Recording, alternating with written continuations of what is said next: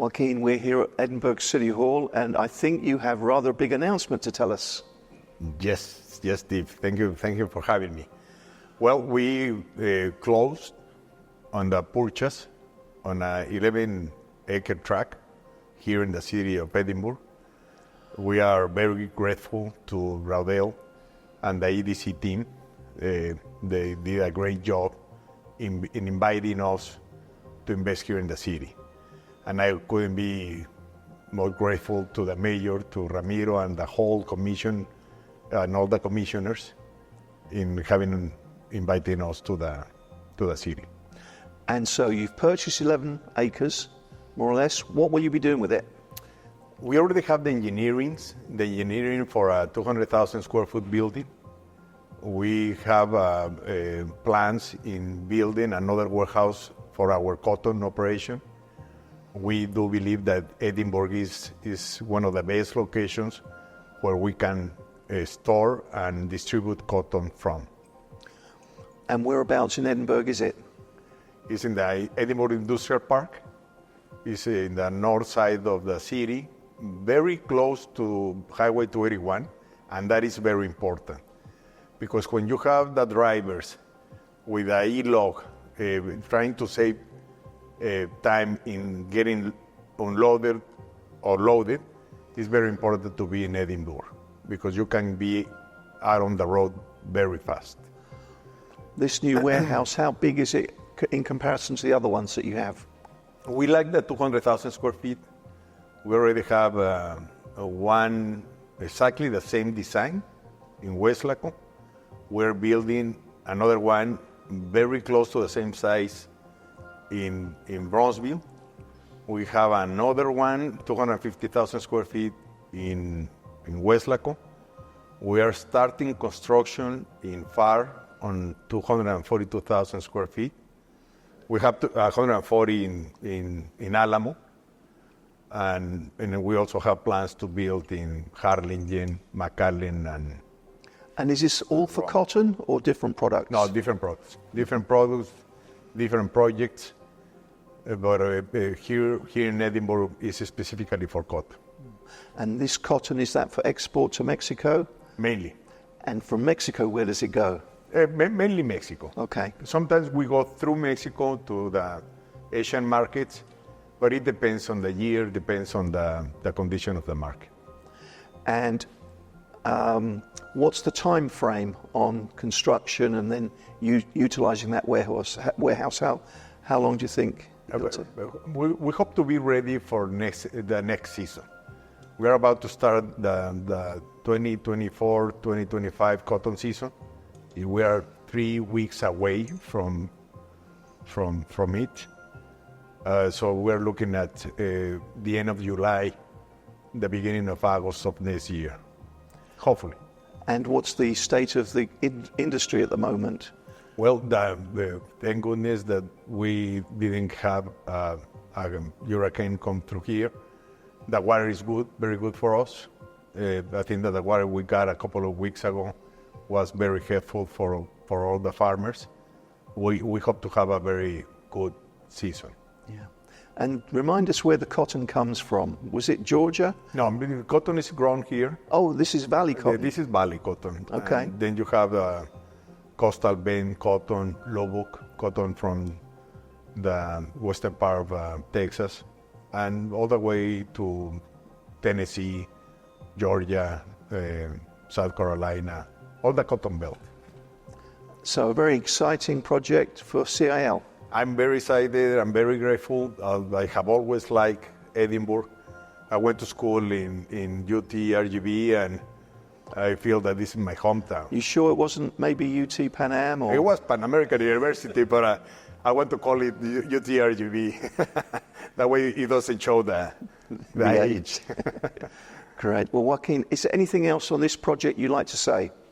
No, it is a great location. I'm a believer that it's one of the cities in the region. It has a unique strength, and I believe Edinburgh offers a lot to companies like me who wanted to invest in real estate, in industrial real estate.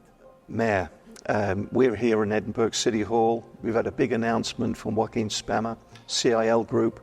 They're investing, they're purchasing land in your city for another cotton warehouse. Yes. That's their main trade, their main Absolutely. business.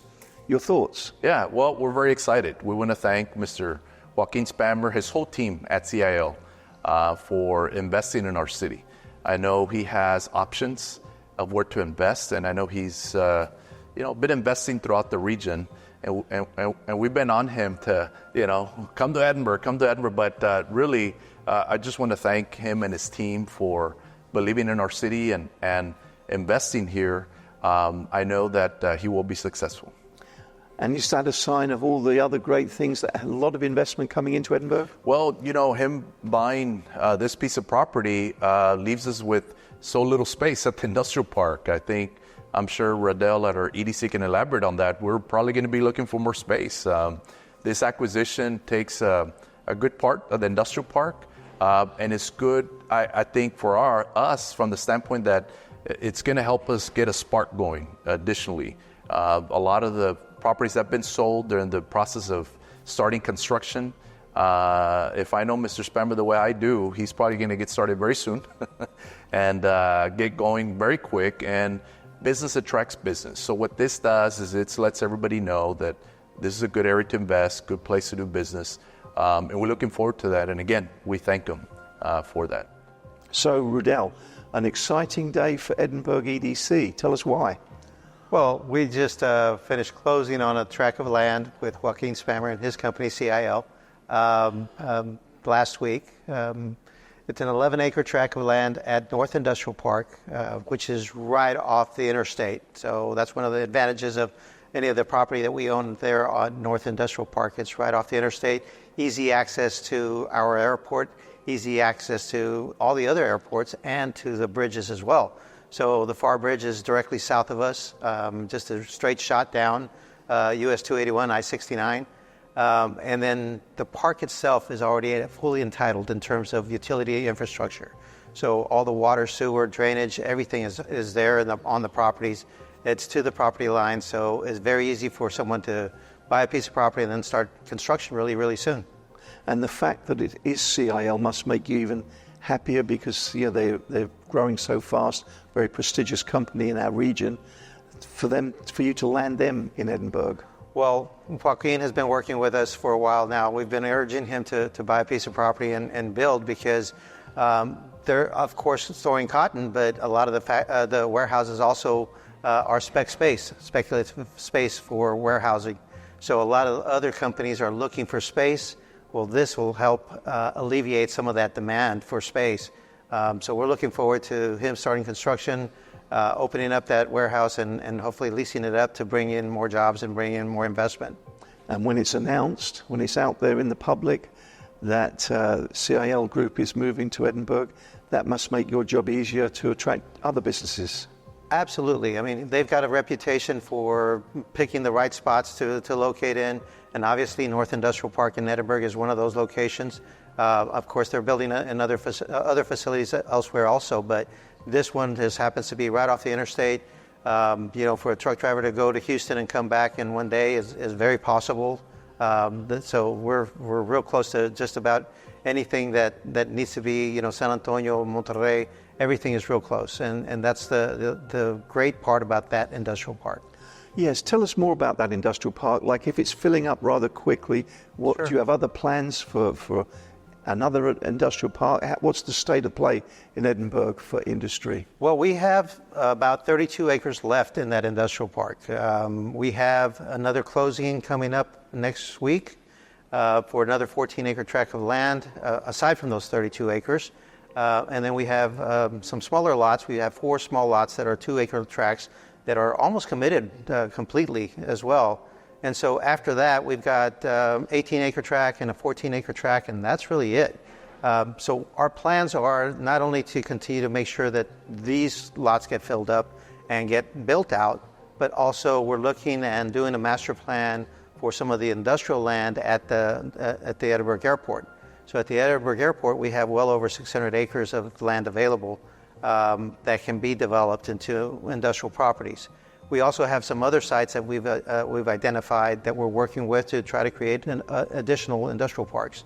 So as our park gets filled up, we've got others in the pipeline so that we can continue to provide the land available, make it available for other industrial users to come in and continue to grow here in Edinburgh. It seems as though the demand is there. Absolutely. If we had more warehousing, we'd have more companies here because we really do need more space. There is no warehousing space left over in most of the city. We've got one warehouse that's a cold storage warehouse that's available, and that's really about it in our entire city. The region itself is at about 95% occupancy, so everybody in South Texas needs more industrial space. And is most of that down to international trade with Mexico? Do we give credit to USMCA, to nearshoring? What's your thoughts? Well, a lot of it is the produce. So we do have some produce companies and some customs brokers who are planning to build some additional space at our North Industrial Park. But a lot of it is also the manufacturing side of things. So there's a lot of manufacturers who are trying to bring in their suppliers closer to them. And so that's the nearshoring effect. So that is having an impact on us as well. Let's move topics. I know you want to tell us a little bit more about the Freeport project, Sure. which is you've got some good news on. So Freeport exemption is an exemption from taxing of goods that are in a warehouse for 175 days or less. Okay, so a company brings in some product that's going to be shipped out somewhere else, whether it's into Mexico or from Mexico into other parts of the United States outside of the state. The state allows us to exempt from taxation all those goods that are in that warehouse if they're in that warehouse for less than 175 days. So it is exempt not only from city taxes, county taxes, school taxes, and that's why it's called a triple Freeport. Well, here in Hidalgo County, it's actually a quadruple Freeport because South Texas Community College has also given that Freeport exemption to the companies that are here in Hidalgo County. So they get a quadruple Freeport exemption from taxation on their Freeport goods. And is this a new designation for you? What's the new development here? No, it's just that we're reminding people that is one of the advantages of being in North Industrial Park is that you do have that Freeport exemption available. But it's really been around for quite a while. And our predecessors here at the EDC continue to work with the school districts and with the taxing entities to make the Hidalgo County and Edinburgh particularly competitive against other locations.